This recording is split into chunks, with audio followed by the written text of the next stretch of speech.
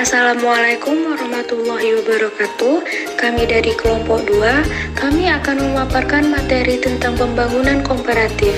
Kami beranggotakan 3 orang dengan saya sendiri, Rahmi Zahra Tunisa, NIM 200604059, dan 2 rekan saya, Wiwi Pratiwi, NIM 200604052, dan Nurlisa Sari, NIM 200604043. Selanjutnya, apa sih pembangunan ekonomi komparatif itu?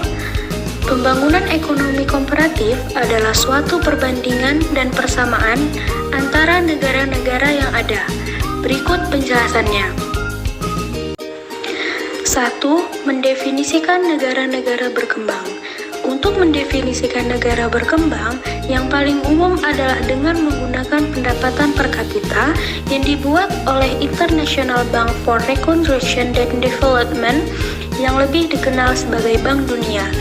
Dalam klarifikasi Bank Dunia, 210 negara dengan jumlah penduduk sedikitnya 30.000 diperingkatkan berdasarkan tingkat pendapatan nasional bruto per kapita.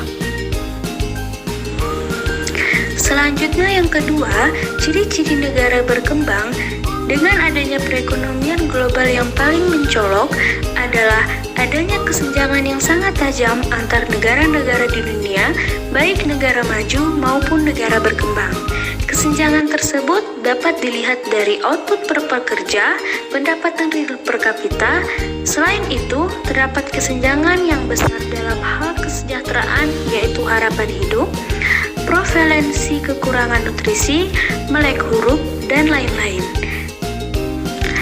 Baik, kemudian akan dilanjutkan dengan rekan saya, Nurlisa Sari.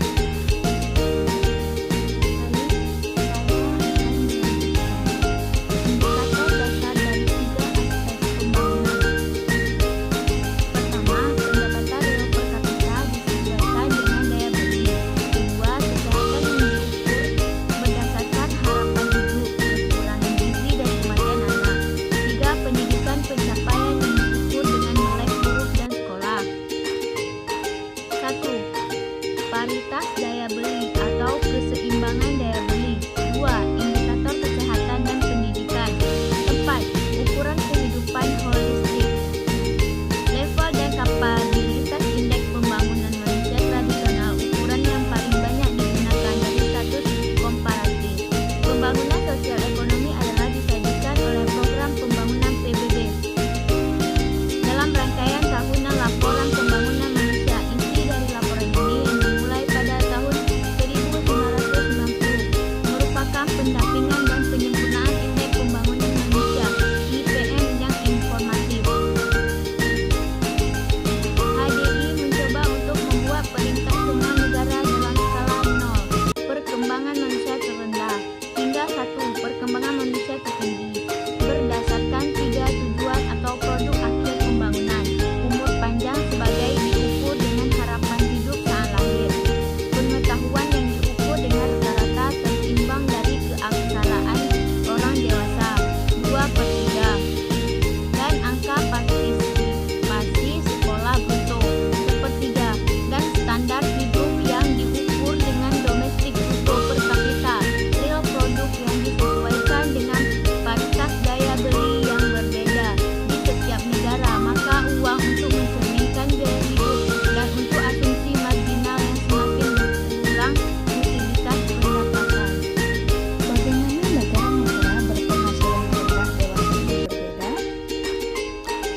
Dari negara maju di tahap sebelumnya, posisi negara berkembang saat ini dalam banyak hal penting secara signifikan berbeda dengan negara-negara maju saat mereka memulai di era pertumbuhan ekonomi modern mereka. Selanjutnya, apakah standar hidup negara berkembang dan negara maju itu menyatu? Di awal era industri, rata-rata standar hidup orang terkaya di dunia nyata, negara-negara tidak lebih dari 3 kali lebih besar dari negara-negara termiskin. Hari ini, yang rasio mendekati 100:1. Jadi, seperti yang dicatat oleh Rand Fisher, tidak ada keraguan bahwa negara-negara maju saat ini menikmati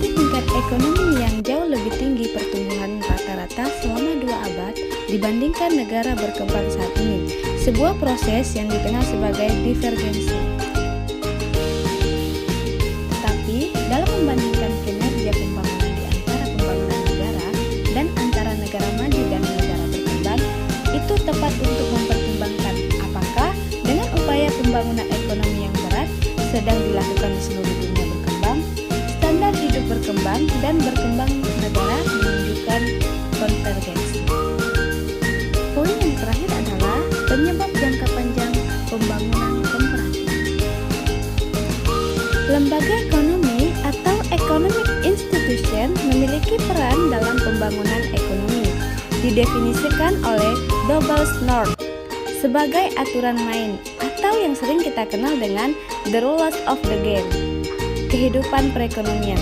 Dengan demikian, lembaga menyediakan penopang ekonomi pasar dengan cara menetapkan aturan tentang hak kepemilikan dan penegakan kontrak atau perjanjian, meningkatkan koordinasi, larangan perilaku memaksa, curang, dan anti persaingan dengan membuka akses bagi semua orang, serta membatasi kekuasaan elit dan mengolah konflik pada umumnya. Selain itu, lembaga juga mencakup jaminan sosial yang berfungsi untuk melegitimasi kompetisi pasar dan provisi stabilitas makroekonomi yang dapat diperkirakan. Sekian presentasi dari kelompok kami, lebih dan kurang kami mohon maaf. Billahi taufik wal hidayah. Assalamualaikum warahmatullahi wabarakatuh.